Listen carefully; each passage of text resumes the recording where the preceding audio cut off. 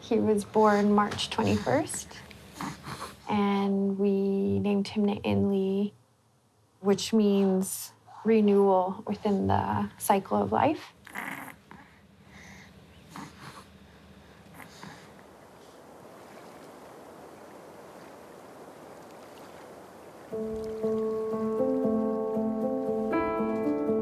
When I was going to be a first-time mom, a lot of people gave me traditional advice about, how to prepare and making sure that I had access to healthy, traditional food.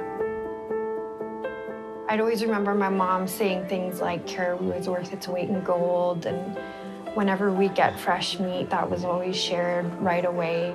But caribou has always been the main staple. Our whole lifestyles are centered around the caribou, and we built our communities in the migration of the caribou. And that's why we respect the caribou, because of that connection.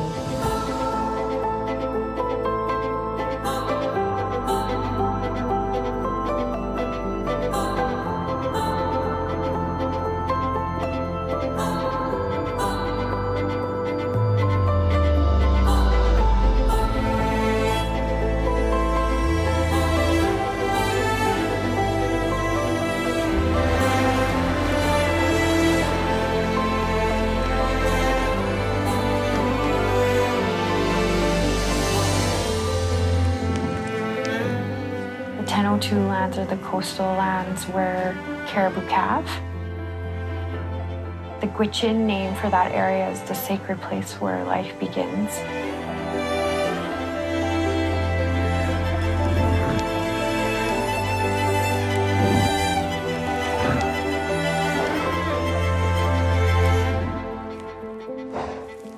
As a mother, the most critical time in your young one's life is after birth. When Nainli was born, right away I looked for him, knowing that he was moving and crying, and that's all I needed to see, really, to feel that connection. That becomes really important in that moment. And you could just imagine disturbances in that context are tenfold.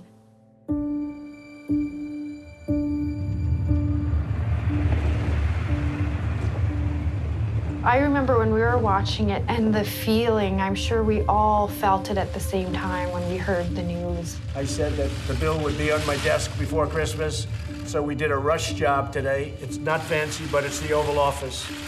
We're opening up Anwar for drilling. They've tried to get that for 40 years. They've tried to get that even during the Reagan administration. They could never get it. It's really emotional, and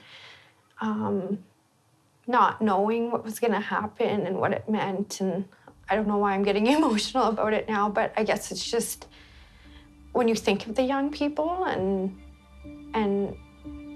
all the fights we're already up against, it's just like you have to deal with this now. And so I know a lot of our people really felt the impact of oil and gas drilling operations.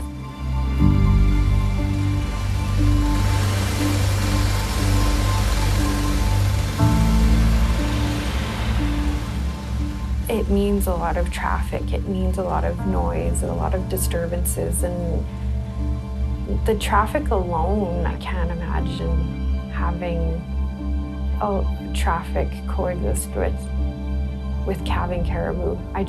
I've never heard of it. Every 2 years, the Gwichin put on a gathering. We call it the Gwichin Gathering. Basically, our nations come together and discuss issues and concerns and strategies regarding the herd's population and habitat.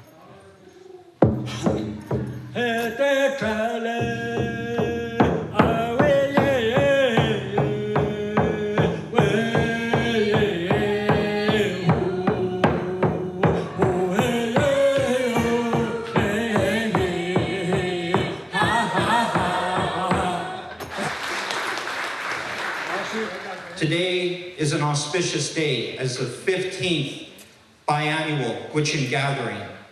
From 30 years ago, the elders called for us to gather. The reason we're here today is to stand together for the survival of the caribou, the porcupine caribou herd, and how important that caribou herd is to us as a nation, because we all depend on that caribou. And without that caribou, I think we'd be in really grave circumstances. And it's very important that we stand together and united. Being at the gathering shows that caribou have always brought together community, but I feel like it's so unfortunate that we have to come together under these circumstances. And I remember feeling the fear in the pit of my stomach when I heard that there was proposed oil and gas development going to take place right in the core calving grounds of the porcupine caribou. And I tell the decision makers in Washington, D.C., that any decisions that you make today is going to impact 7 generations from now. The caribou are a renewable energy source. They have gone for over 2 million years, and they'll go for another 2 million if you leave them alone. To go into the last 5% of the Arctic coast that had not been slated for oil and gas development beforehand, and to take out any amount of oil from there, they will not return, and you will put their futures and their birth rates into peril. Now, more than ever, it's putting us in a position where we have to think about what are we going to do now with our future.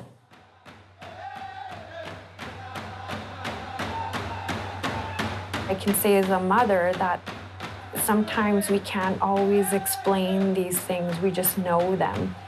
And I think that's also instinctual within the caribou, is just you want to have that healthy environment to ensure the protection and safety of our children first.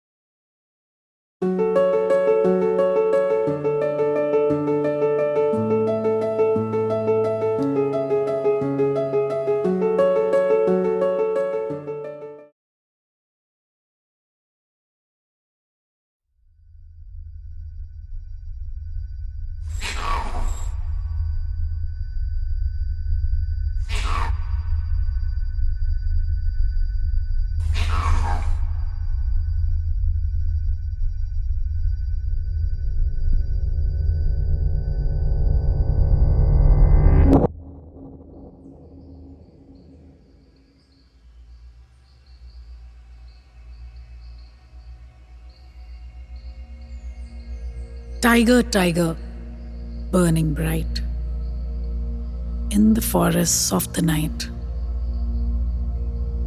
What immortal hand or eye could frame thy fearful symmetry?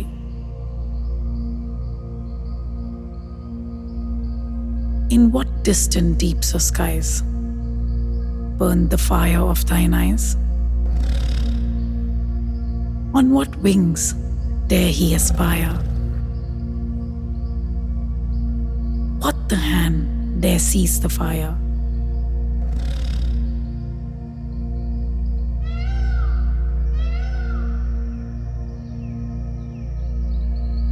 And what shoulder and what art could twist the sinews of thy heart.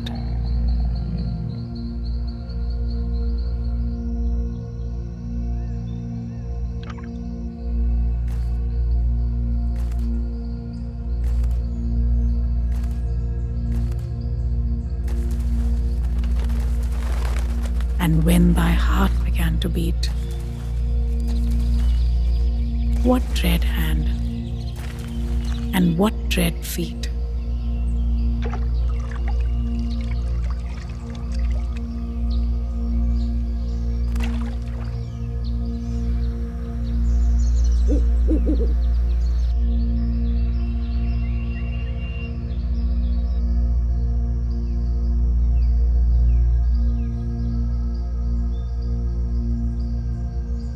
Tiger, tiger, burning bright in the forests of the night, what immortal hand or eye could frame thy fearful symmetry?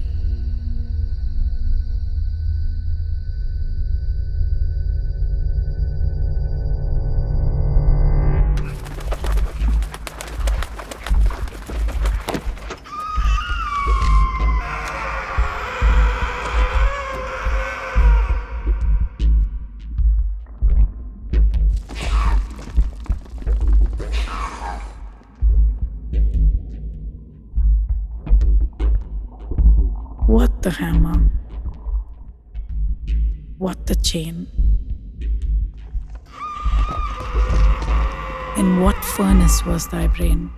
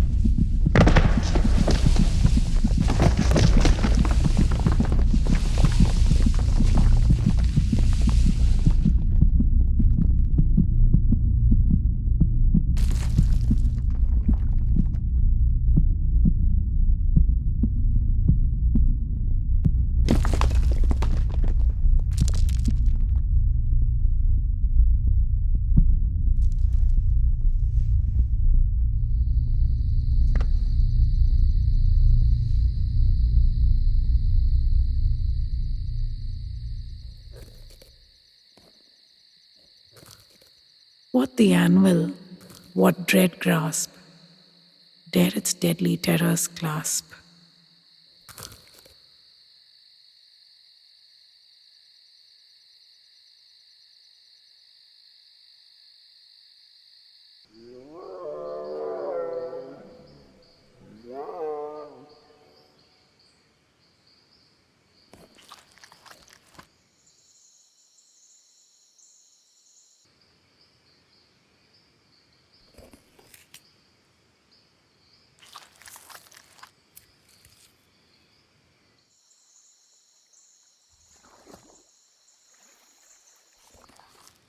When the stars threw down their spears and watered heaven with their tears,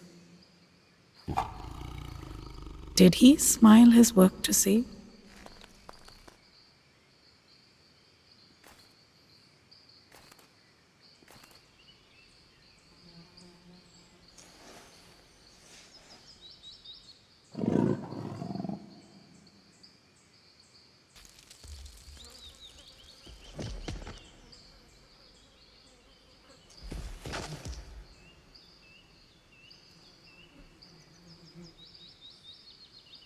Did he who made the lamb make thee?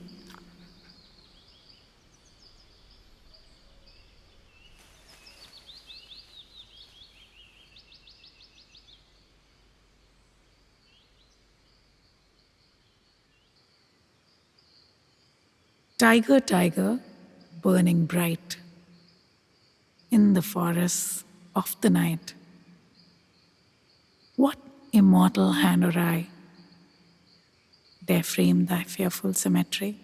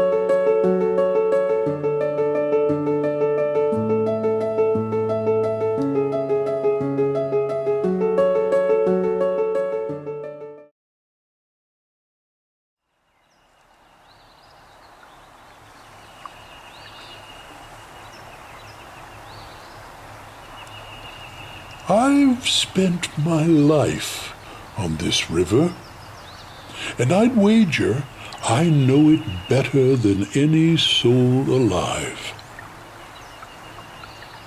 Over the years, I've caught a lot of things, both big and small. But nothing can compare to what grabbed my hook that summer day so many years ago.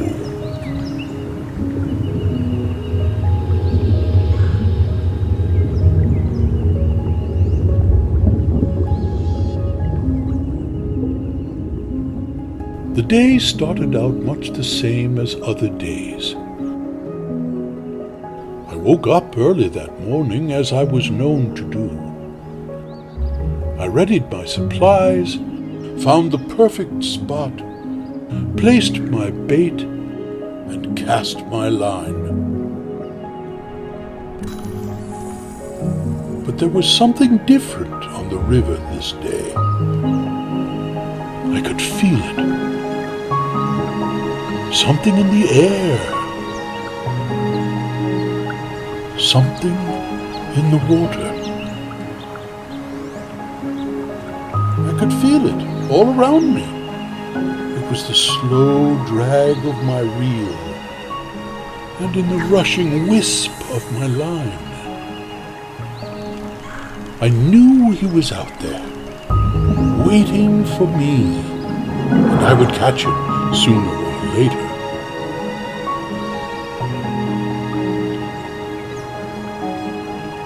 I cast my line far and wide, and I waited. The daylight began to fade around me, and for a moment, doubt started to creep across my mind. Was he really out there? Were we destined to collide?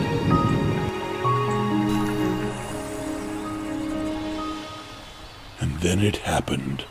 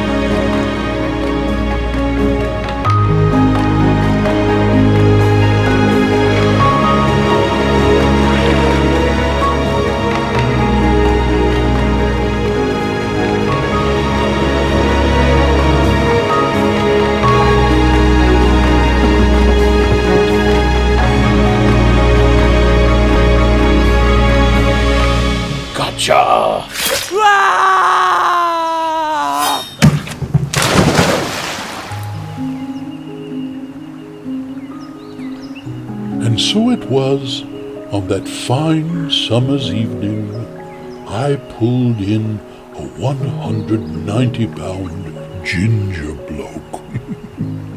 Hook, line, and sinker. One of a kind.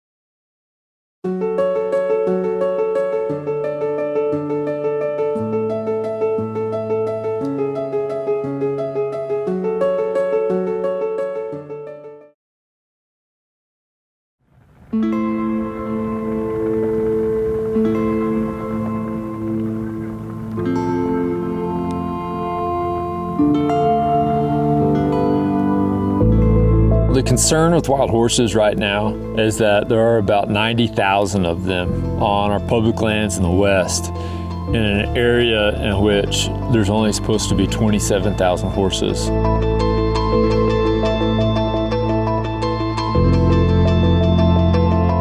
With such a high population density, what can happen is you start to have some pretty severe ecological degradation, especially in areas where water is a very scarce resource.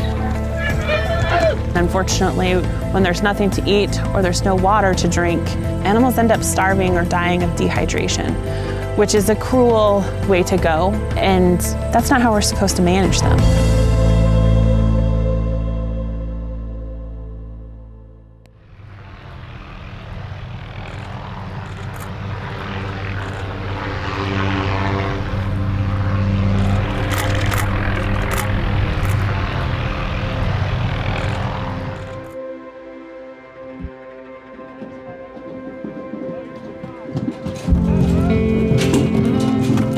In 2016, PERC did some research looking at the wild horse issue, and they came up with some ideas about incentive payments to help remove some of the wild horses from the holding pens.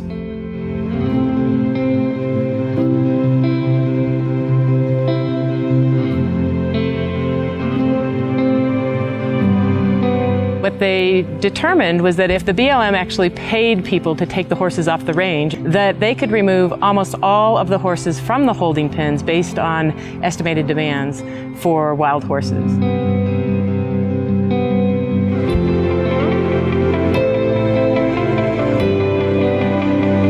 The incentive payment program provides the wild horses with good homes, and it reduces the expenditures taxpayers are paying to keep these horses in the holding pens.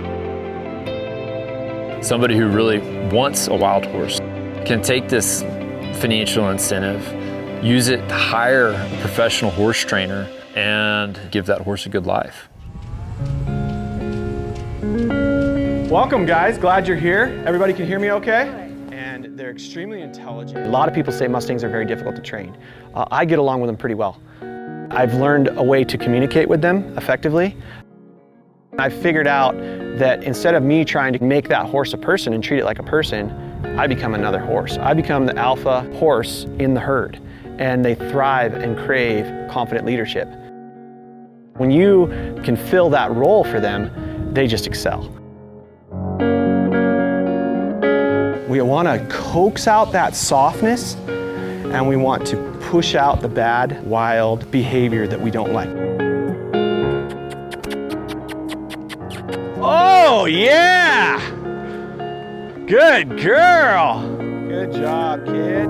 You know what? That's a $1,000 bill right there.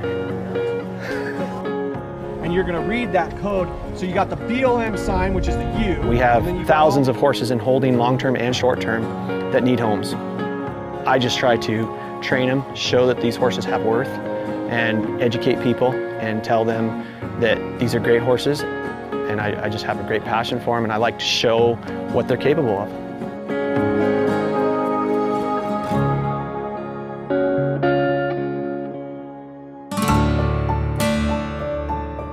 In my opinion, they're the best horse that you can have, or for trail riding in general. Animals that for generations have been naturally selected for that very environment. The exciting thing about the incentive program and that $1,000 is those people that are on the fence, it gives them the cushion to get by. Maybe they needed a few more panels, or maybe they just needed their hay. So I think the monetary value has been huge, and I think it's something that BLM will look forward to continuing in the future.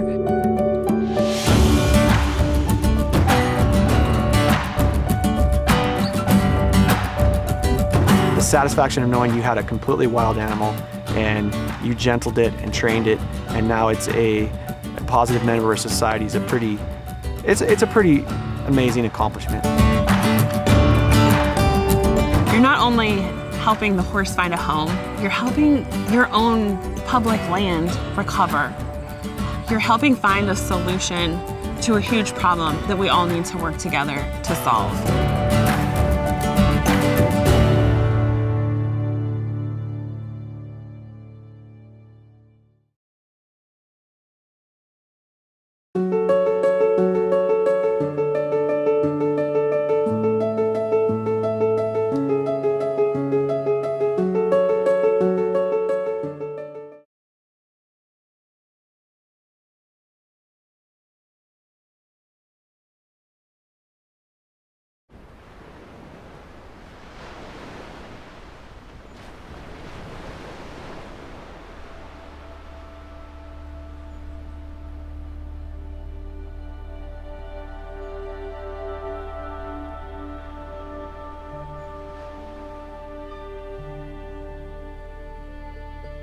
This is my island, Anegada.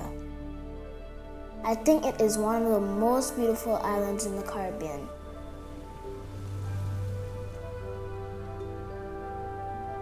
I am Angelina. We live with another island dweller who is unique to us. They had a home here a long time before people came, but now there aren't many of them left.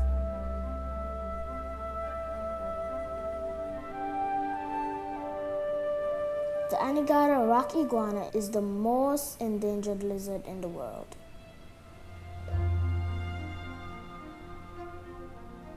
That's Mikey and Kelly. Mikey works for the National Parks Trust as a warden. He looks after the iguanas. And that's Kelly from Fort Worth Zoo. She comes to the island 3 or 4 times a year. We call her the iguana girl. You know, I started working with this species about 16 years ago, and I had no idea we'd still be here fighting the fight. You 16 years, I'm 13 years. Exactly. We got to figure out, you know, what the problem is. That's the major issue right now.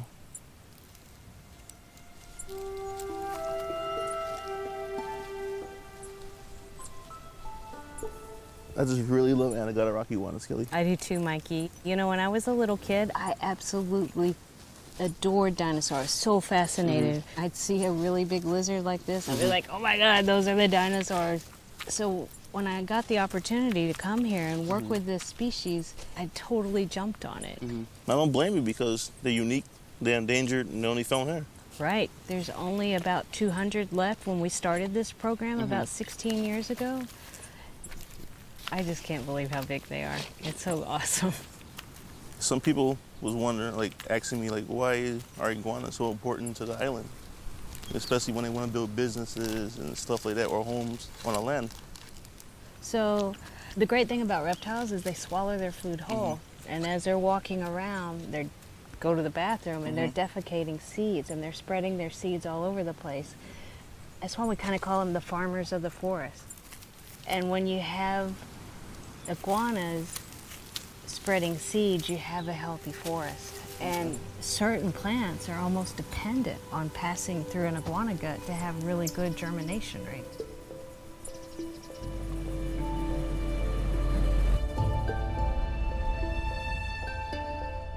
The goats and cattle were brought to Anegada in the 1800s. So it's not native to here. They're making a problem because it's eating up all the iguana's vegetation. It grows back years and years and years later.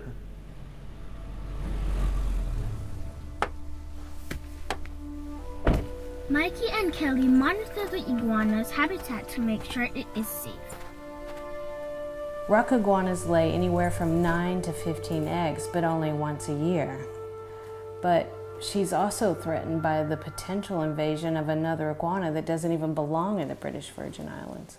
Green iguanas can lay up to 80 eggs, but then they can also do it almost 3 times a year. So basically they just flood the habitat with green iguana babies. Now we have to remove all the other species of iguanas that come to the island. Absolutely.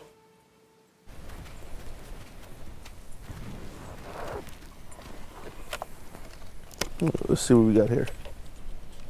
Oh man, I mean, Wow. see what I mean? It's not just a possible invasion by green iguanas. They have so many threats they're already facing here on island. Yeah, they're so small, there's no protection for them. Look at this. Cats, goats, this is just ridiculous. That's why we've got to put them through the Head Start program. We've got to give them a hand, Mhm. get them over that vulnerable size. And if we don't do it, then they're going to get completely wiped off the face of the earth. They're going to go all the way extinct. All right, let's pack this up.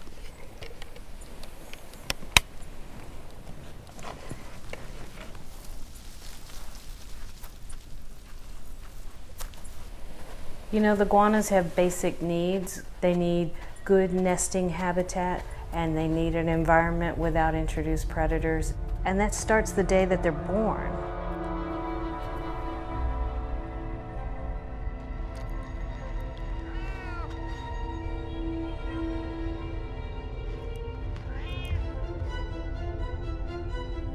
The little hatchlings, they actually dig a straight chimney out of the nest chamber, and they go through the top of the nest so they can reach the open air.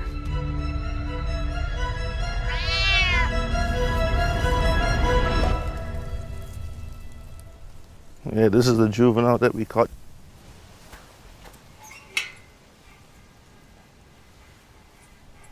And I'm gonna put him in a cage right now. And I'm gonna give him some water, fruits, vegetables, and a little bit of protein to aid him in the process of growing. This is basically a school for the iguanas. They are very instinctive and they do not need to be taught much. While they're in here, they learn how to climb and fend for themselves. They also use their tongue to detect other iguanas in the area and other predators.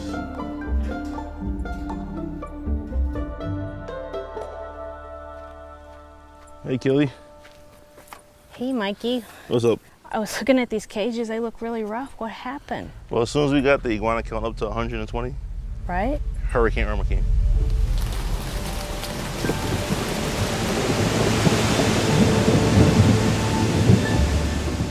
Well, when I came here the morning after, this cage was through that fence. Exactly through that fence. On its upside. Were there animals in there? Yeah, 4 iguanas in there. Just holding on, 4 of them. You know, I have to say, when we were in Fort Worth and we were watching this storm come in on that internet and looking at the radar, I was just thinking to myself, oh my God, there's no way they're gonna make it. I honestly thought we were gonna have to start over from scratch. Me All too. new cages, all new animals. I know what you mean, because on my way here from the home, Right? I saw poles on the ground, trees, animals, everything you can think of was on the road, on the way here. But when I hit that corner and I saw everything together, I was so happy, so happy. You know, and what was the hardest part from being in Fort Worth and not being able, is that there was no communication. Like, we couldn't get any word out Nobody. whether you were Nobody had okay, whether communication. your animal's okay. When you told me the story about how the people, the residents here kind of chipped in and Mhm. helped get y'all food because there wasn't any vegetation left to even feed these guys, Mhm. you know, that was really heartwarming, and it made me feel like there was a real sense of community around protecting and helping the iguana survive. It was, everybody came together and helped. All the iguanas survived, so Right. we won. Iguanas versus Irma. Yeah, we won. Yeah, this is my tribute to the Virgin Islands. Call this home. Yeah, yeah.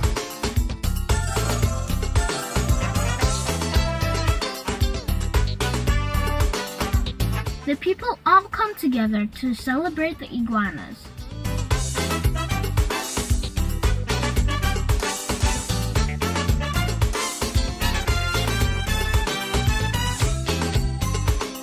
Call this home. Yeah, yeah. Now the iguanas are big enough to release.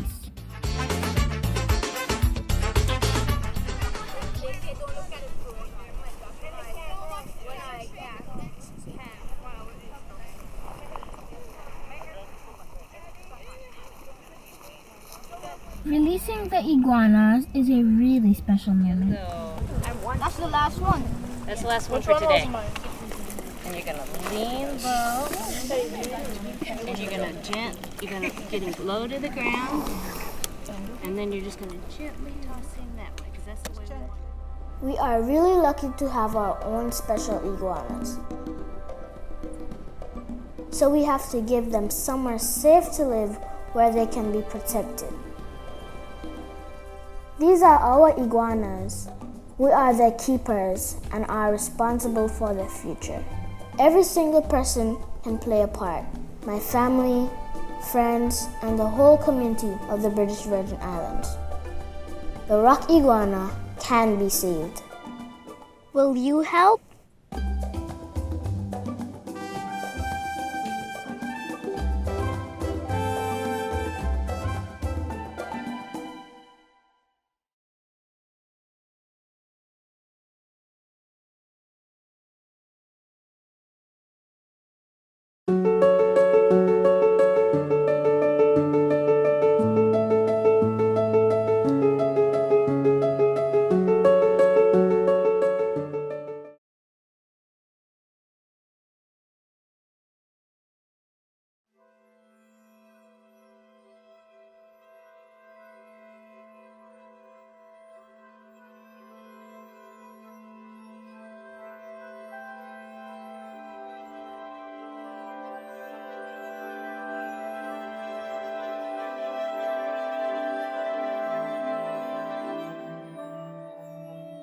For centuries, humans have sought to enhance the natural beauty of flowers. But has this obsession now gone too far?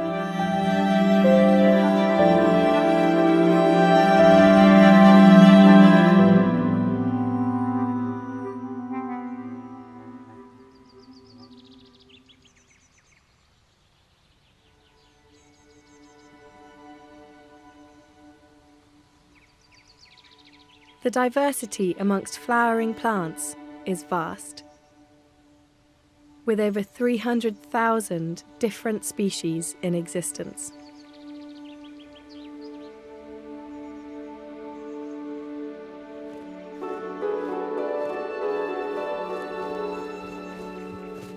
But equally varied are the pollinators who feed upon them.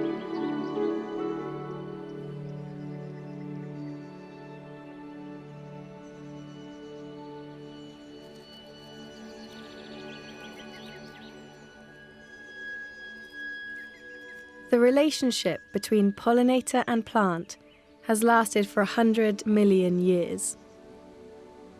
But in today's world, the most important of these pollinators are bees.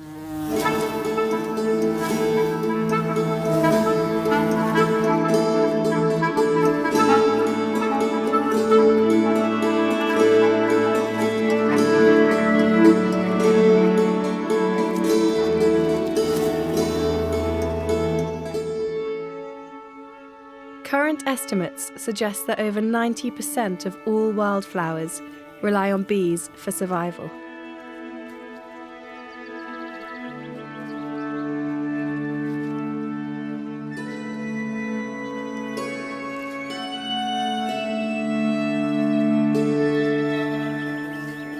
And as much as flowers need bees, the bees in return all need just one thing: pollen. For bees, pollen is the sole source of protein. And whilst most pollen ends up as food for these insects, excess grains soon become caught on their bodies.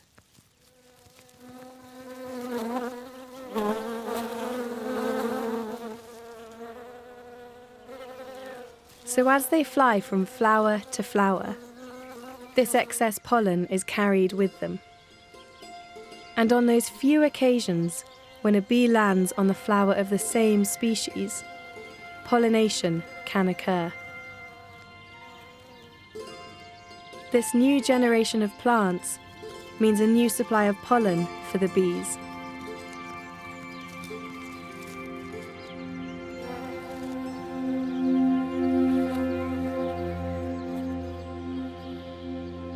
But 300 years ago, a new pollinator entered the scene. Building on the understanding of how flowers naturally reproduced, scientists were at a stage where they could interfere in this process. And in 1717, a gardener named Thomas Fairchild created the world's first artificial hybrid. Pollen, gathered from the male anther of one plant, was then placed onto the female stigma of another, closely related but different species.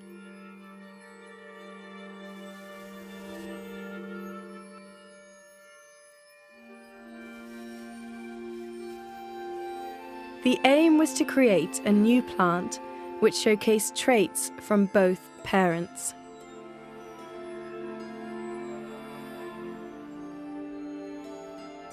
Fairchild's experiment was a success, and there before him was a blueprint for a whole world of possibility.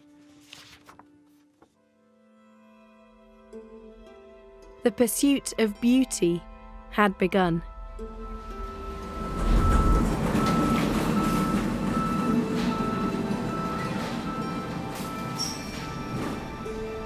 Today, the flower breeding industry is a huge enterprise.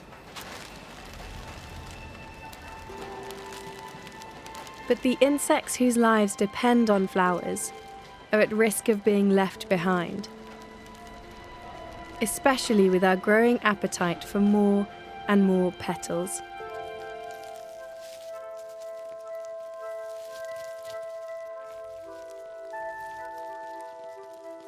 Often referred to as double flowers, these varieties have been bred to produce so many petals that in some cases, insects can no longer access the pollen within.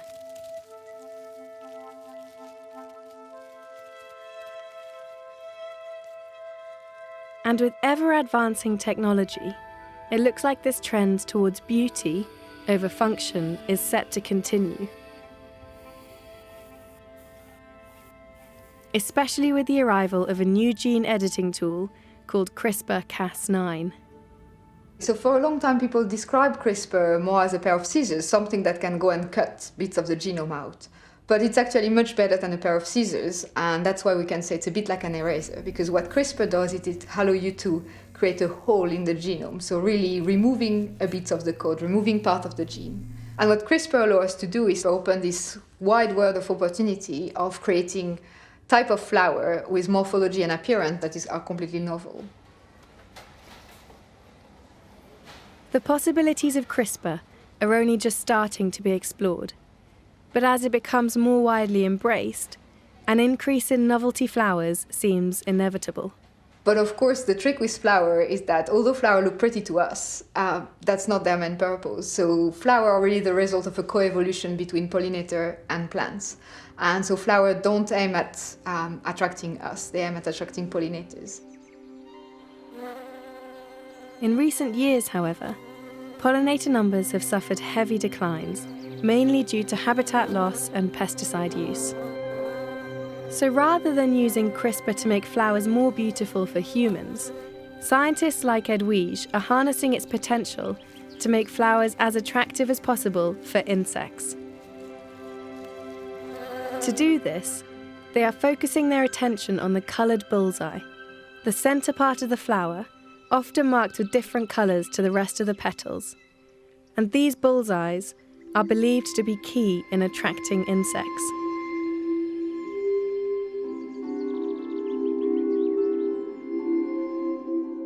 For for instance, we know that there is several species of hibiscus that kind of invented this bullseye pattern independently. So because they've done that multiple times during evolution, we think that this bullseye is very important to attract insects.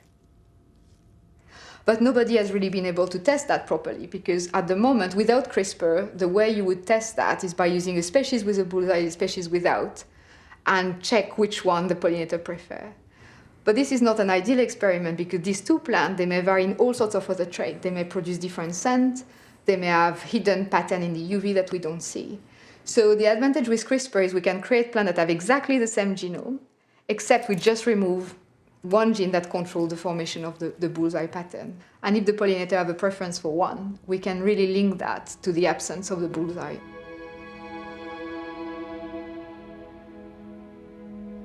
So one of the really important consequences of our work is that if we have technique to engineer different type of pattern in plant, we can create new traits that will be used by flower to interact with pollinator maybe better, or at least in a different way, and eventually help boosting the natural population of pollinators. Perhaps by embracing cutting-edge technology, not only can we understand what makes flowers attractive to insects, but we can also engineer them in a way to help reverse pollinator decline being seen all over the world.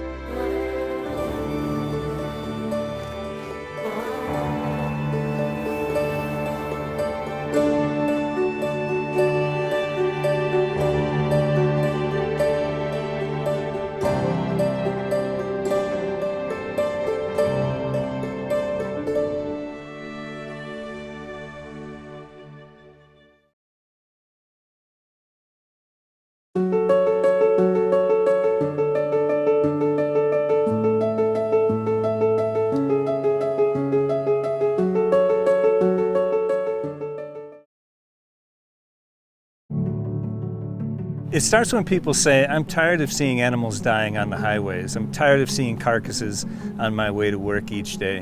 When somebody hits a moose, it hits this entire community.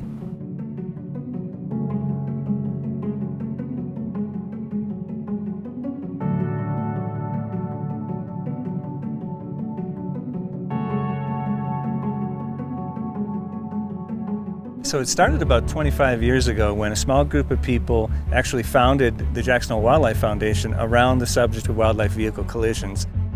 They had seen too many collisions occurring on the side of the highways, too many dead animals, and decided enough was enough and it was time to do something. They started to educate the public. They created brochures and flyers, and then eventually put up signs and reduced speed limits, and they started to build hotspot maps that showed where are these animals being hit on our highways, which has helped us identify spots to put up fencing and wildlife crossing structures.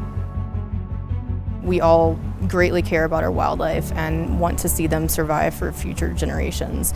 This community is completely outspoken in a very positive way about creating mitigation work to prevent and reduce vehicle collisions. Yellowstone to Yukon has been a great supporter of the Jackson Hole Wildlife Foundation and a tremendous advocate for corridor connectivity up and down the Yellowstone to Yukon region. We are very grateful to have their support.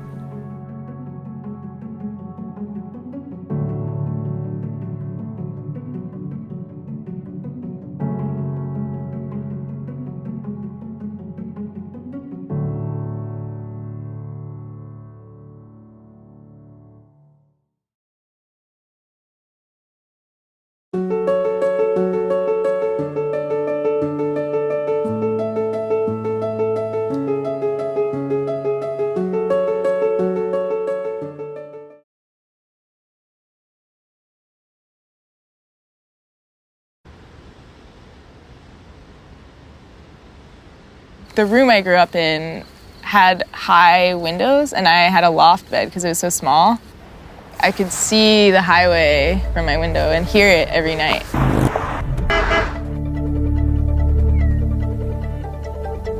Definitely nothing like where I live now.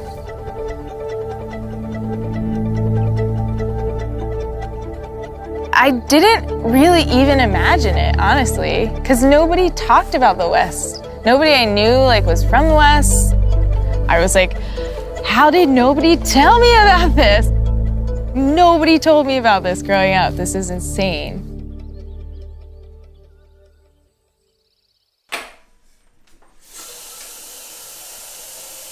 all I wanted to do, like starting college, even in high school and stuff, I was like, I want to be an ecologist. Like, I didn't even know what that was, and I wrote it down. I was like, I know that has to do with animals and their environment.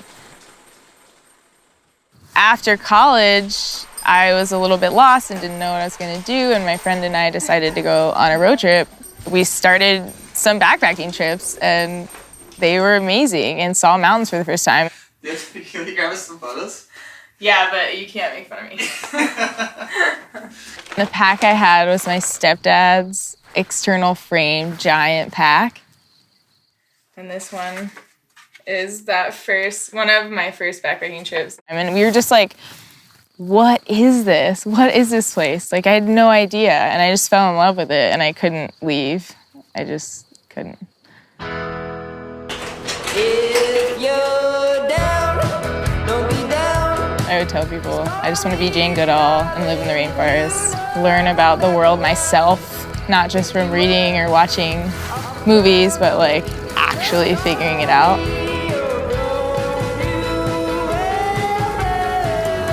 I have had to deal with feeling inferior as a woman in this field. Just like assuming that you can't hike as far, you can't carry as much weight, can't ride an ATV.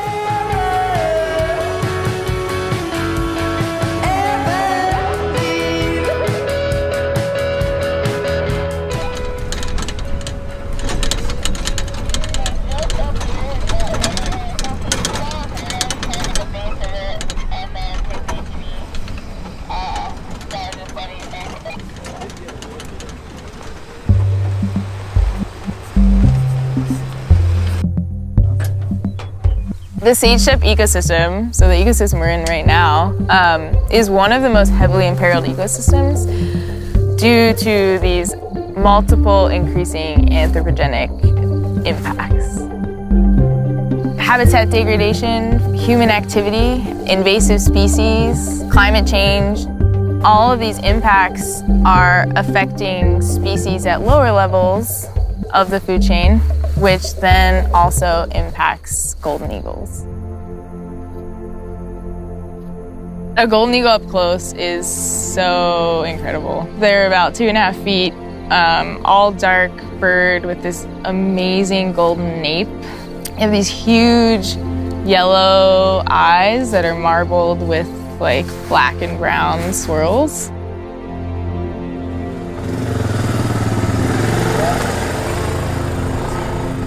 What we're trying to figure out is how these impacts are working together. So how is eagle reproduction and productivity affected by the changes that are made in this ecosystem by human impacts?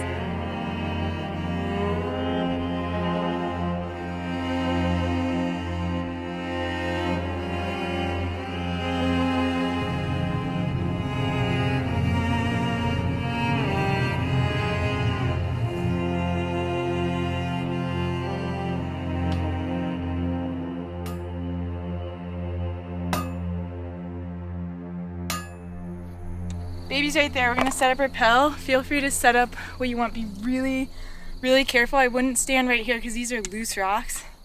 And that could kill the baby. But the baby's right there. There's a baby bunny right there too. They're so calm and just like calming to you. You're just like in awe of their presence, but also like know that as long as top predators exist, something's going right in the ecosystem. Rope! It's still too much. It's a lot. He didn't like that. Rock! Okay, I'm in here. No, that's actually good. Hi, buddy.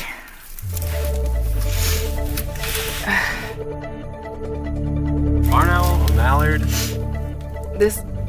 I'm gonna look in his mouth. Oh man, he does have a trick.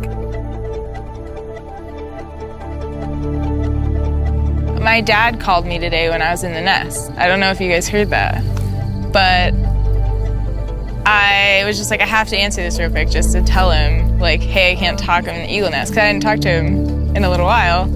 And I was like, hey, I'm an eagle nest. He was like, oh, okay. Like, I don't think he really knows how crazy, like, if he was watching, he'd be like, oh my God, this is the craziest thing I've ever seen. But because he's like, oh, this is normal, my daughter does weird things in places I've never seen and I don't know about, so it's just like out of sight, out of mind kind of thing. He's like, oh yeah, she's an eagle nest, whatever. But if he actually saw it, it would be like, what?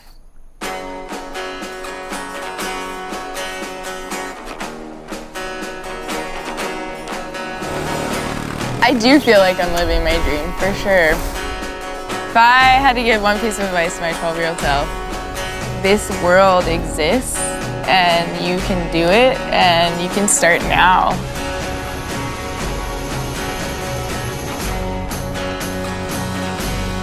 The women that came before us had to overcome a lot more, and they kind of paved the way for us.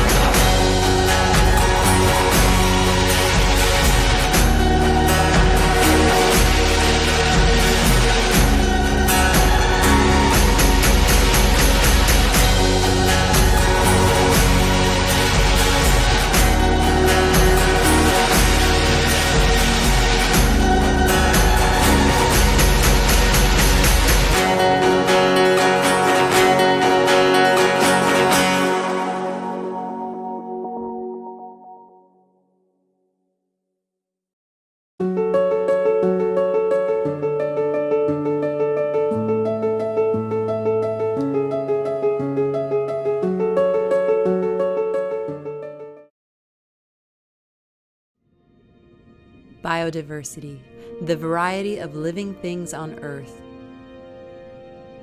More diverse ecosystems are resilient to threats like climate change, pollution, and overfishing. And now, advances in genetic tools are changing how we catalog and track biodiversity. It's all thanks to a new library that is, frankly, straight out of science fiction. But it's not a library of books. It's a library of species.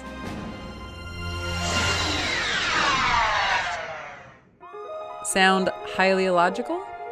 Every species has a unique genetic code preserved in a short standardized region of its genome, like its own barcode.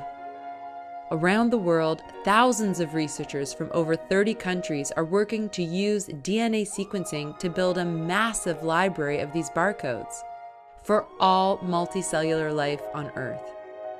If species are missing, they'll show up as unidentified question marks. Our prime directive? To catalog 2 million species by 2026. The library is called the Barcode of Life Data System, or BOLD, and just like a library, it's accessible to the public, a tool that should have the next generation very, very excited.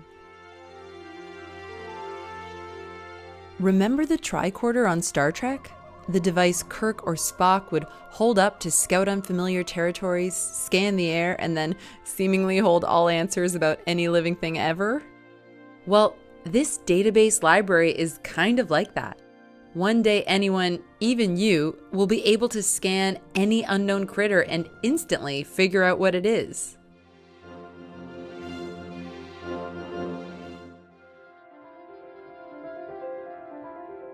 Of course, we're still a few light years away from a complete library. For example, prior to 2017, there were large gaps in the databases section from the coast of British Columbia. Thankfully, the area around Hackai's Calvert Island Ecological Observatory on the central coast of British Columbia provided the perfect place to stock the library. But how do we make it so? We have a BioBlitz! The Hackai Institute hosted 3 separate marine BioBlitzes, each one focused on a different coastal habitat: intertidal shores, seagrass meadows, and deeper waters. researchers collected thousands of specimens, many from groups that were underrepresented or missing from the database. And then, in August 2019, we had a very different sort of BioBlitz. In the most urban landscape imaginable. The Natural History Museum of Los Angeles County held a BioBlitz in their own backyard at the largest port in North America. Even with millions of people on its doorstep, scientists found more than 70 previously undescribed species in just 2 weeks, and cataloged many more that hadn't yet been entered into BOLD. A library full of DNA sequences opens up all sorts of possibilities that once seemed to be solely the realm of science fiction. One day, with a more comprehensive database, scientists will be able to take a scoop of seawater and instantly sequence the sample for the presence of a species, just from small fragments of environmental DNA. They'll be able to instantly detect invasive species, track range expansions as the climate shifts, and identify products suspected to come from endangered or trafficked species. The power of a vast database of all earthly life in one library. The Barcode of Life database really is the final frontier of our knowledge of life on Earth. We have so much to learn about our own planet. This project is a calling to explore strange new worlds, to seek out new life forms, to boldly go where no one has gone before.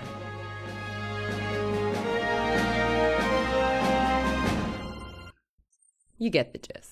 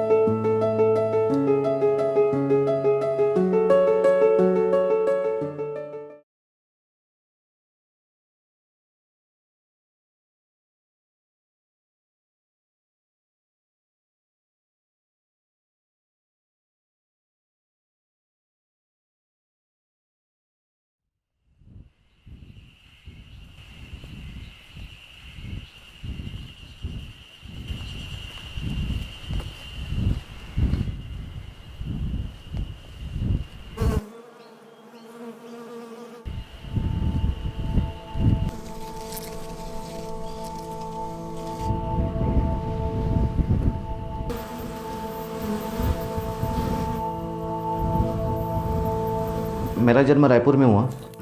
Then I shifted to Orissa due to my father's job. तो वहाँ पे बहुत पेड़ थे, nature beauty बहुत है. जब भी मम्मी मुझे डांटती थी तो मैं पेड़ पर चढ़ जाता था और बटरफ्लाइज, बर्ड्स, हनी बीज सब कुछ मैं देखता था. तो पहले से सॉफ्ट कॉर्नर था. मार्क्स अच्छे मिलने के कारण मुझे कॉर्पोरेट में जॉब लगी मुंबई में. वहाँ पे पूरा कंक्रीट जंगल था, बहुत बड़ी बड़ी बिल्डिंग्स. मैं नेचर को वहाँ पे मिस करता था. तो मैं वीकेंड को क्या करता था, मैंग्रोव फॉरेस्ट में जाता था और बहुत बार ट्रेकिंग पे भी जाता था. 2011 में मैं अन्ना मूवमेंट के साथ भी जुड़ा हुआ था. वहाँ से मुझे लगा कि कुछ लाइफ में कुछ डिफरेंट करना चाहिए. उसी टाइम इंसिडेंस ये हो गया कि 2013 में मैंने फ्लैट लिया था पुणे में और मैं वीकेंड को पुणे आता था. उस टाइम मेरा जॉब ऑलरेडी चल रहा था. सोसाइटी में बहुत बड़ा छत्ता आया हुआ था. लोगों ने पेस्ट कंट्रोल के थ्रू मधुमक्खियाँ मार दी थी. मैंने सोचा कि हनी बी को कोई क्यों बचाता क्यों नहीं है.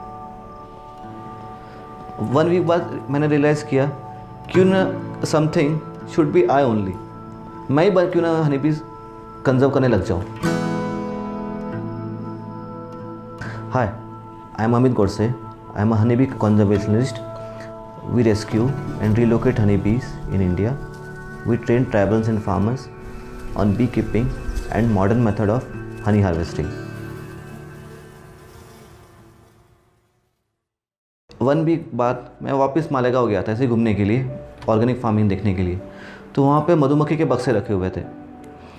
तो उसमें ज़्यादा ऑर्गेनिक फार्मिंग छोड़ के हनी बीज के बारे में ज़्यादा पूछने लग गया. हनी बीज कैसे बॉक्स के अंदर जाती है, कैसे बाहर आती है.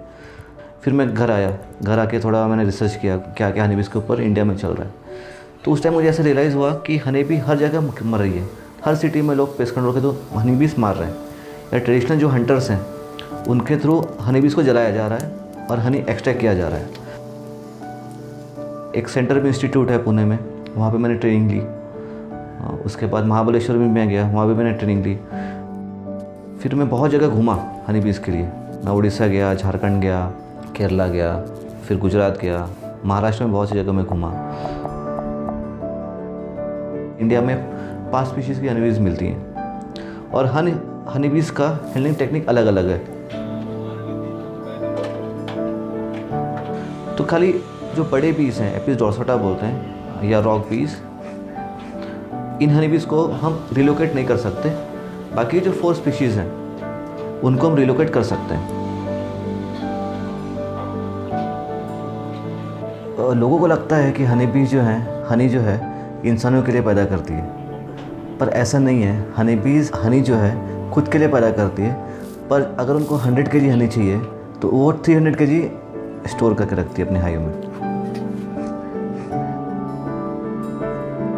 हम क्या करते हैं जब हार्वेस्टिंग के टाइम पे, एक्सेस जो 2/3 जो पार्ट है उसको हम खाली हार्वेस्ट करते हैं। 100 kg जो बचा हुआ जो हनी है वो हनी बीज के लिए रख देते हैं। ये जो बक्से जो हैं या फिर जो हम लोग बीज रिलोकेट किए हैं, इन बीज को हम आइदर फार्मर्स को डोनेट कर देते हैं या पुणे में बहुत से लोग अर्बन फार्मिंग करते हैं, उनको बीज की ज़रूरत रहती है पॉलिनेशन के लिए। तो ये जो बीज हैं हम उनको दे देते हैं, जिससे उनको जो टेरेस फार्म है या फार्मर का जो फार्म है उनका पॉलिनेशन अच्छे से हो जाए, उसके साथ उनको हनी भी मिल जाए। इंसानों को लगता है कि हनी बीज उनकी दुश्मन है, और फैक्ट ये है कि हनी बी जो है इंसानों की दोस्त है। क्योंकि जो भी आप प्लेट में खाना खा पाते हो, 1/3 पार्ट आप हनी बीज के कारण आप खा पाते हो। इस दुनिया का जितना पॉलिनेशन होता है पेड़ों का, 73% जो पॉलिनेशन है वो हनी बीज करती हैं। मतलब जब आप 1 चम्मच हनी खाते हो, उसमें 12 हनी बीज की पूरे जीवन भर की कमाई रहती है। जब एक सोसाइटी से हनी बी का छत्ता मारा जाता है पेस्ट कंट्रोल के थ्रू, सोसाइटी मेंबर्स को लगता है हमारा प्रॉब्लम सॉल्व हो गया, पर ऐसे वर्ड की दृष्टि से देखा जाए तो प्रॉब्लम वहाँ से शुरू होता है। क्योंकि ये जो हनी बीज हैं वो माइग्रेटरी बीज रहती हैं, कभी सिटीज़ में रहेंगी, कभी फार्मलैंड में जाएंगी, कभी फॉरेस्ट में जाएंगी। जब सिटी में मक्खियों को मारा जाता है तो ये जो बीज है माइग्रेट नहीं हो पाती है फार्मलैंड में। और ऐसे माना जाता है कि जब हनी बीज का एक छत्ता हम मारते हैं तो पूरे गाँव उद्ध्वस्त करने जैसा है, क्योंकि एक हनी बी का छत्ता ऑलमोस्ट 5 किलोमीटर रेडियस में पॉलिनेशन सर्विस करता है। जब हनी बीज नहीं रहेंगी फार्म में तो अच्छे से पॉलिनेशन नहीं हो पाएगा। पॉलिनेशन नहीं होगा तो फार्म प्रोड्यूस बहुत कम आएगा। तो फार्म प्रोड्यूस नहीं मिलने के कारण फार्मर डिस्ट्रेस में रहते हैं, और one of the main reason for farmer suicide is also Honey बीज।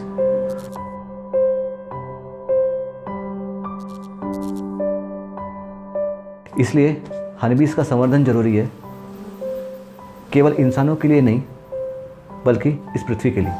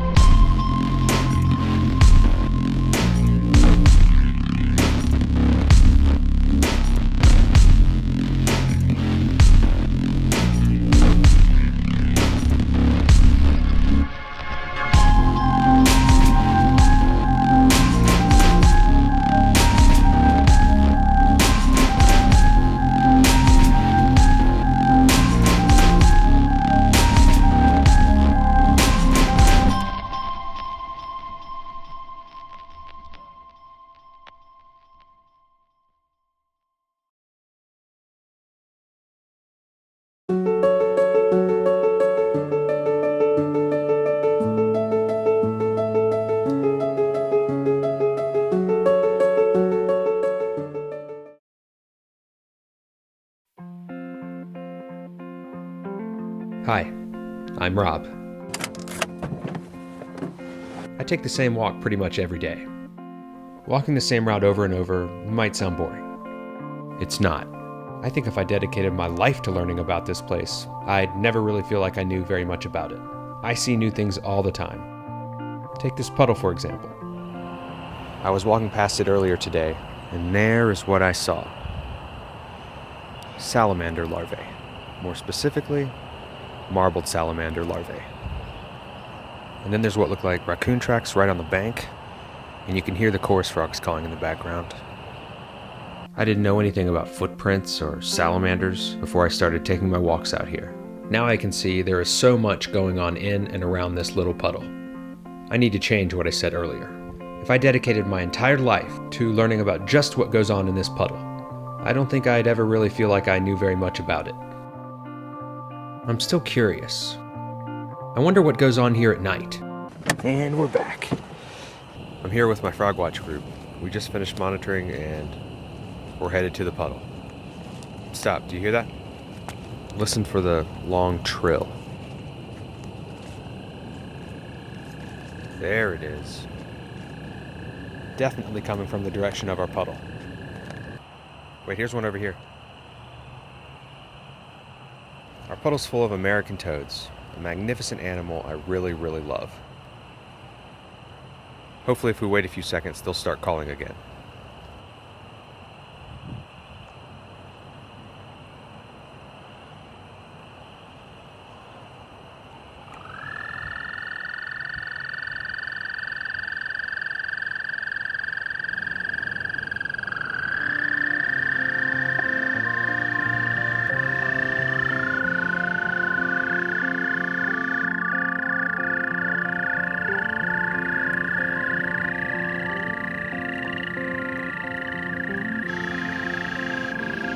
As I was filming this, I noticed this guy. His vocal sac fills, but he doesn't make any sound. Maybe he was just warming up, maybe he was injured, or maybe he was born this way. Regardless, it got me thinking about him as an individual. What does his day-to-day life look like? The possibilities are endless. I need to change what I said earlier. I could dedicate my entire life to learning about this toad in this puddle and never feel like I knew very much about him.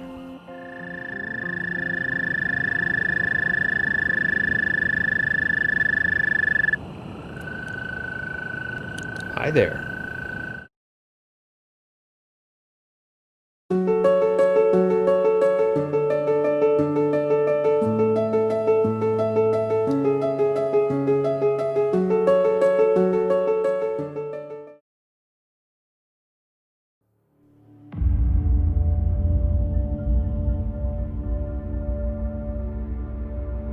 We spend $8 billion a year running over wildlife.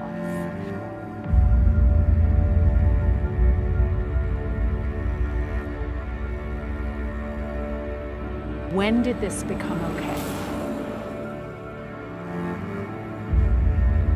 If you took a fraction of that $8 billion, you take a quarter of it, and you invest it in crossing structures, this problem would be solved in a generation.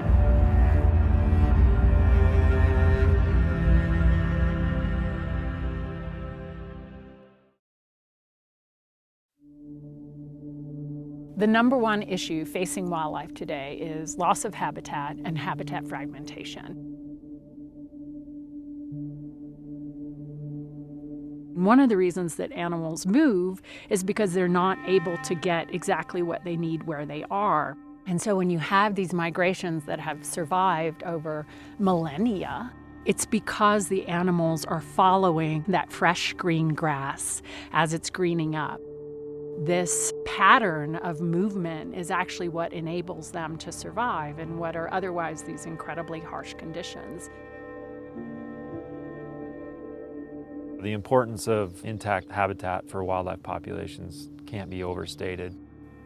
When we're talking about intact habitat, we're talking about habitats that haven't been unnaturally disturbed due to invasive species, invasive vegetation, impacts from structures that people place on them, housing developments, roads, anything that makes noise and really disturbs the habitat is going to have a negative impact on wildlife populations. So the more open space, the more open, intact habitat we can have, the better off our wildlife populations, the healthier their populations are going to be in the long run.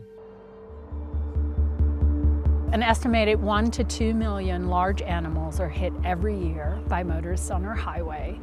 They result in about 200 human deaths and close to 30,000 injuries. And this is at an annual cost to Americans of over $8 billion. The safety aspect is huge because I wouldn't want any of my family or friends or anybody else to, have to be put in a situation where, these animals are trying to cross and you end up hitting them. It's just, we need to do better. What does it look like to fix this problem? What does it look like to build a bridge for animals with the goal that ultimately animals will have essentially their own pathways, their own highway, if you will, for them to get from point A to B where they need to go? In our eyes, Nevada has absolutely been a leader in this area.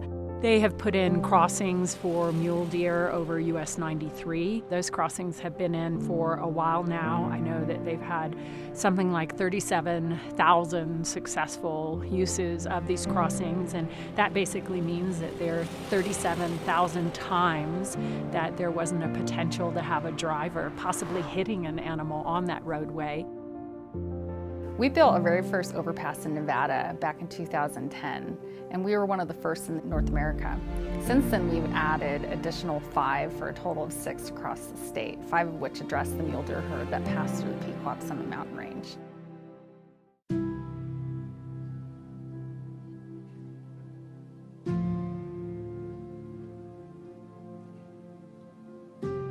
This particular deer herd, known as the Area 7 mule deer herd in northeast Nevada, makes a migration from the Jarbidge Mountains down into the Pequot Mountains during this migration. And the reason why mule deer need to do this is the snow loads that happen in the Jarbidge Mountains would be too severe and intense for the deer to be able to find forage and make it through the winter. So they are forced to make these long treks down to an area that doesn't receive as much snow so that they can make it through the winter and rear their fawns and have them survive so that they can continue on. There's about 60% of this herd that makes this migration, and we believe that it could be as many as 5,500 deer or so crossing on Highway 93, and then of those, maybe about 4,500 or so that are crossing across the Pequots into the southern part of the Pequots to spend the rest of their winter. Nevada Department of Wildlife has been monitoring deer in northeastern Nevada for many years, and when we came to the table trying to figure out where these crossings should be, we came with a lot of data about the migration and historical movements of these mule deer and where the best place would be for these crossings to be most successful. We actually looked at a variety of data, including movement data that was provided by the Department of Wildlife, as well as our crash records and our carcass records. And we see where all that data overlaps to see where we're having the highest impact for potential mitigation. Well, I think as we were inadvertently one of the front runners diving into the construction of overcrossings, there wasn't a lot of research available when we first started. And we were really reaching out to anyone we could just to help us develop, guidance on that. And, how big were these supposed to be? How long? What works? We ended up seeing what the Canadians did up in Banff with their crossing. I contacted them. They were good enough to send us some basic plans and actually talk about it a little bit. And even at that time, it was new for the Canadians. But they were getting positive feedback and data. The largest overpass is 200 feet long along the roadway and approximately 600 feet long traversing across the highway. consistent with the other two crossings on I-80 that are all 200 feet long. The three structures are some of the largest in the United States. The wildlife crossings are fairly simple structures. There's not a lot of complicated elements. We start with the main foundations that will support the entire structure. We follow that with precast arch elements or steel structural elements. Then next we construct the mechanically stabilized earth walls that will support the backfill or soil that then goes over the structure. And generally as the final finishing touches, we put on the fencing and any vegetation that's required. By using precast elements, we can really minimize the impacts to traffic, as opposed to our typical cast-in-place construction that can take months. With the use of precast elements, we can limit that time frame down to just several days, and so it makes a tremendous impact on our schedules, thereby minimizing the impacts to traffic, but also getting these structures constructed in a timely fashion just so they can be beneficial for the migrations and you know, again, any impacts we can make to minimize those vehicular, you know, animal collisions is important, and the faster we can get these built, the better. The East Pequop is probably one of my favorite overpasses that we've constructed just because of the topography and the way we were able to make it blend in. We did have some additional unique features to this one we haven't incorporated in the past, including berms on the structure just to help reduce some of the sound impacts from traffic and reduce some of the visual impacts for the wildlife as they cross.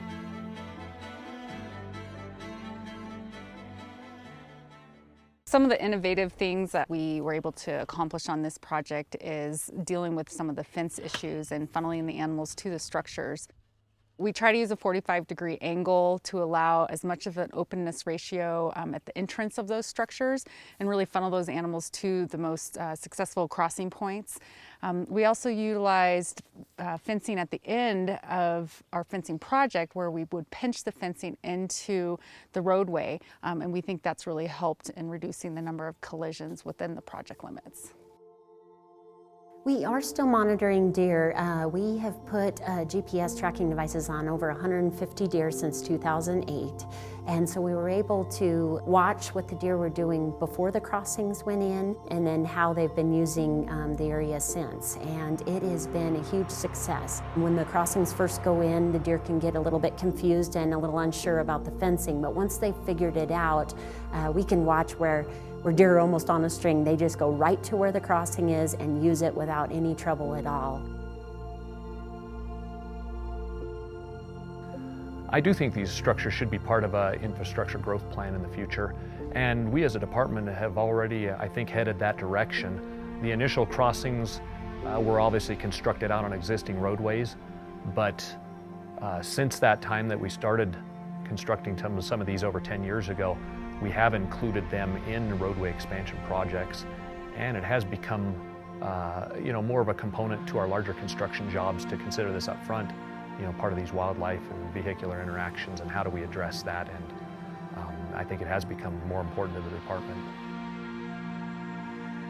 When you put these in the right places, you are saving people's lives, you're saving wildlife lives, you're reconnecting these places that we call home that have been severed by roads, and again, properly placed at your highest priority areas, you're saving taxpayer money. Because if you have a stretch that has about 5 or more deer vehicle collisions per mile per year, it actually costs society more to do nothing, just to let those animals die and let those people get injured, than it costs to put in a structure that's going to last 75 years, and poof, you've solved the problem overnight. You're saving people's lives, you're saving wildlife lives, you're reconnecting habitats, you're saving taxpayer money. Done. Solved.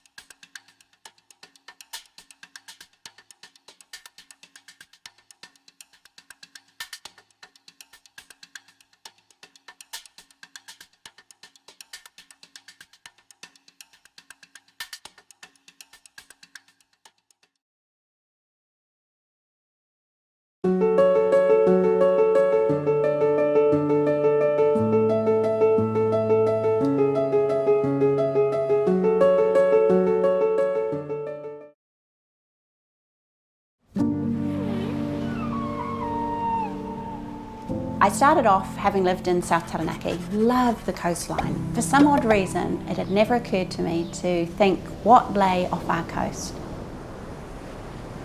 And then a chance conversation with a local recreational fisherman and diver, and in that conversation he mentioned reefs. And I'd never ever thought that there were reefs off our coast. I was curious if others were the same as me, and I asked them. And I was very surprised to find a large number of my community had absolutely no idea.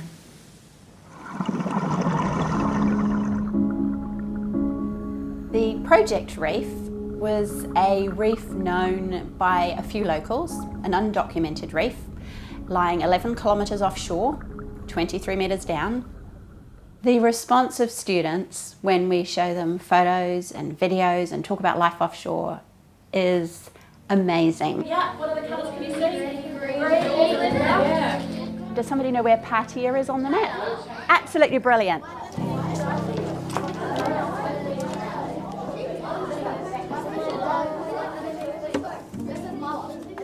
This is network and this is a network. And really importantly, for the first time ever, we're bringing offshore rocky reef studies out to our local communities, to schools, so they can learn what is off their coast. Yeah, So I'll always remember showing a photograph of a scarlet wrasse, which is a beautiful looking fish, pink and yellow. And this 7-year-old student looked at the photo and couldn't believe that this was a photograph of life on a rocky reef offshore of South Taranaki. And it took him some convincing. He said, no way is that life off our coast? And I said, yes, this magnificently colourful picture is life off your coast.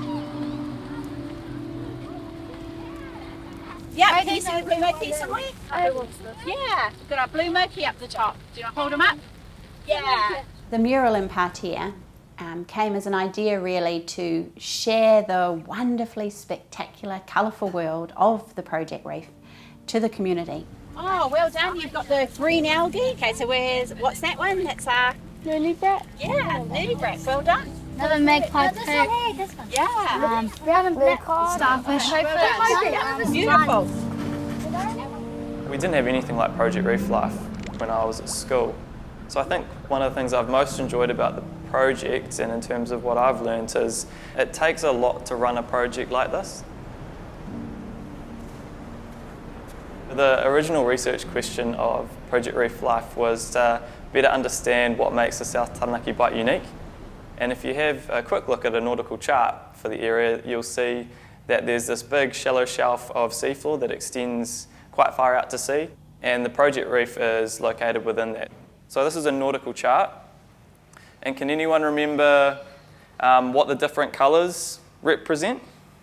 Yep. How deep it is. How deep it is, excellent. And Project Reef, the one that we've done all the work on, is about halfway out. So at 11 kilometres offshore, our reef is sitting at 23 metres deep. And if you tried to find another spot around New Zealand with the same sort of shallowness of depth, that far out to sea, you'd be pretty hard pressed.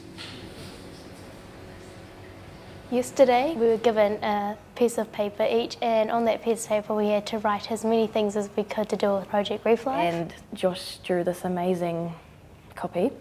When 5 minutes were up, we each took a turn. We were in blue team and red team, and we put our answers where we thought they would be. Like a blue cod, we put it where we thought it would be on the reef.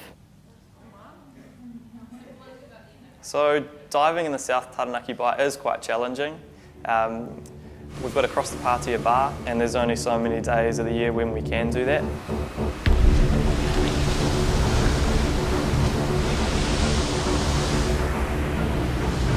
Then when we get out there, diving to 23 metres, our dive time's relatively short, meaning that we've only got a limited window of time to get the information that we need. And that window is closed even further by the fact that we've got really strong tidal currents that roll through, and we have to dive around slack tide.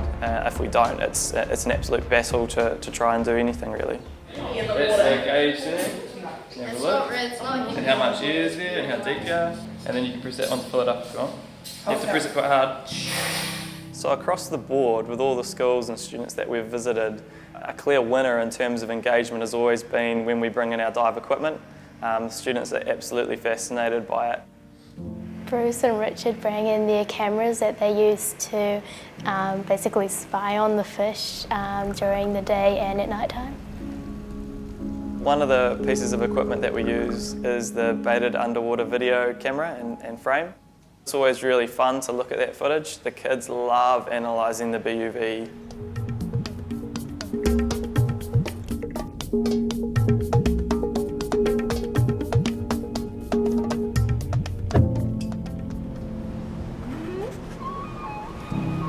I want people to know that the reef is out there and how special and unique it is, and how much biodiversity and colour and life is actually out under our ocean. Before Project Reef Life, I didn't know very much about what was out there.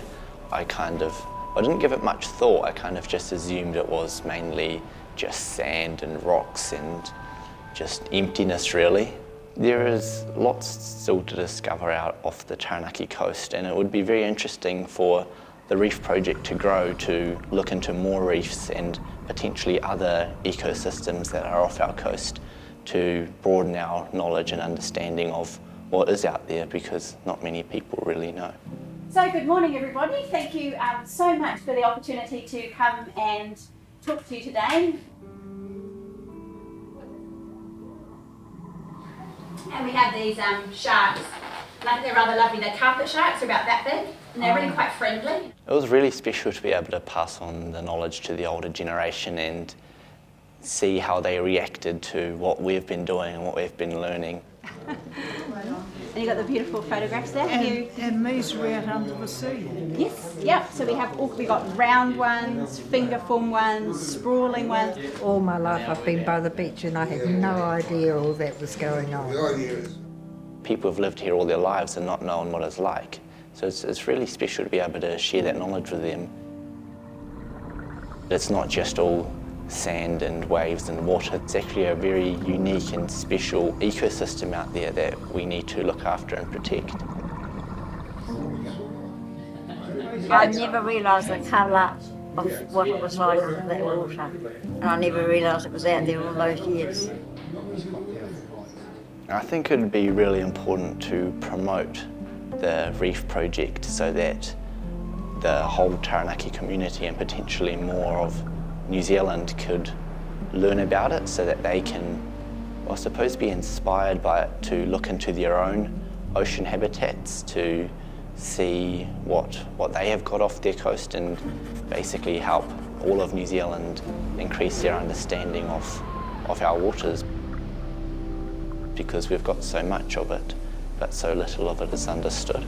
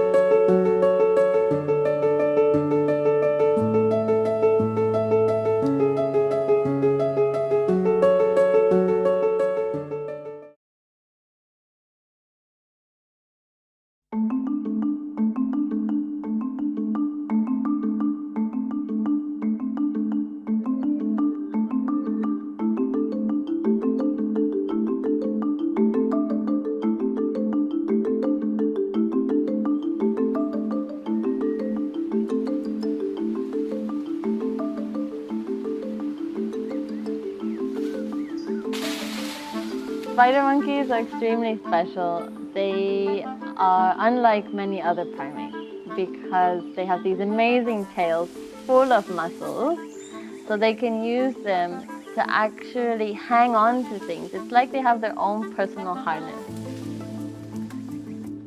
So if you think that these monkeys are always in the very tops of the trees, the fact that they can hang on and prevent themselves from falling is just incredible.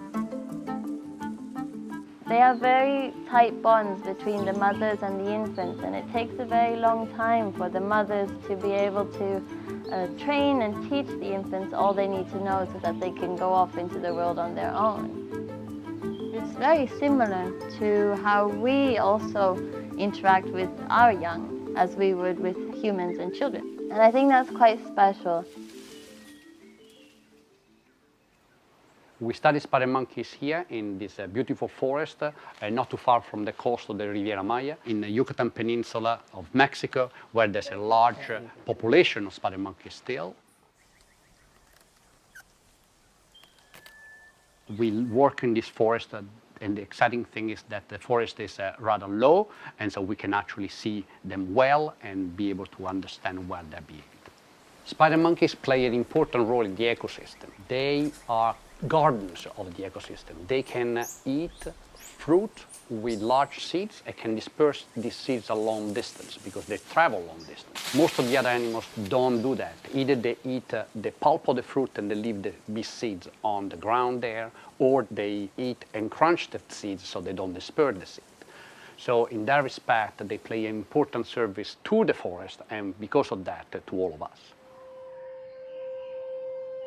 So spider monkeys are found from the south of Mexico all the way down to Bolivia. So they have a huge range across the Americas. But in almost all of these places, they're slowly starting to disappear, and all spider monkeys are now endangered with extinction.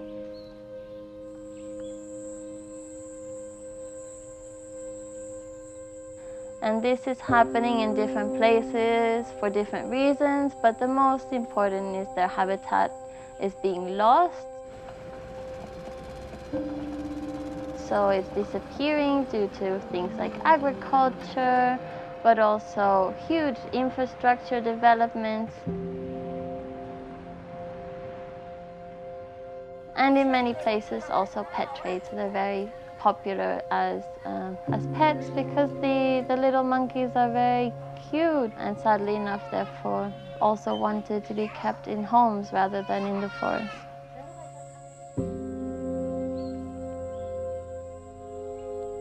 For some reason or another, I said, this is the one. I want to dedicate my career, my life to saving this species.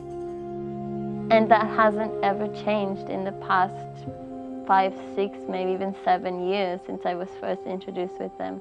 It's just complete dedication.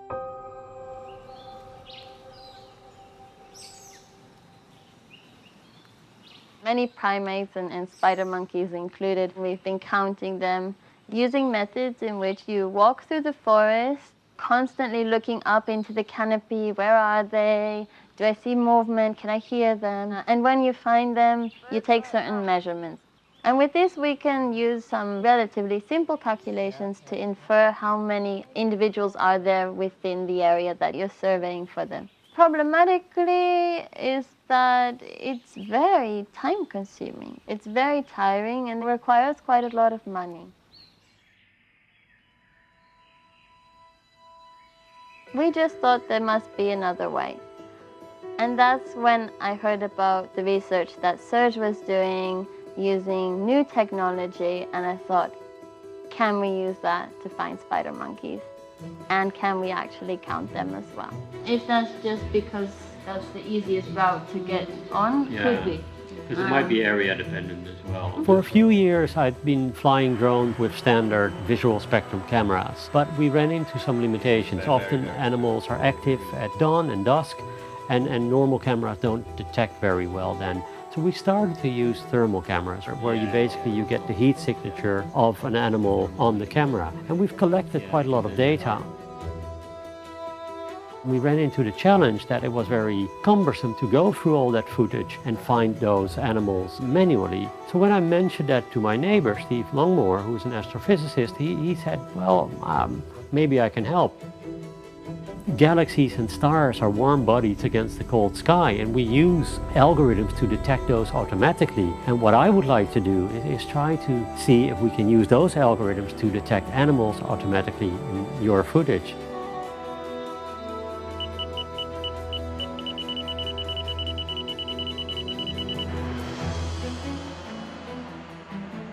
And then I was like, aha, that is an interesting idea. So that's how we started this.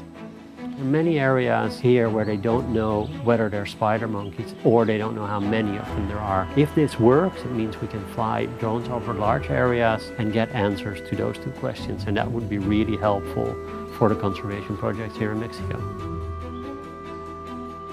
We were able to get together an amazing team of different experts from a wide range of fields to be able to count monkeys using this incredible new technology.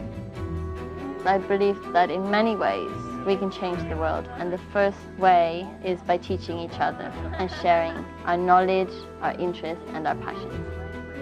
I hope that by doing that and by helping to share my interests, my love for them and my passions, I can convince others of how beautiful they are.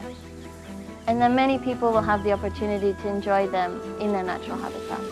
That is my absolute biggest hope for the monkeys.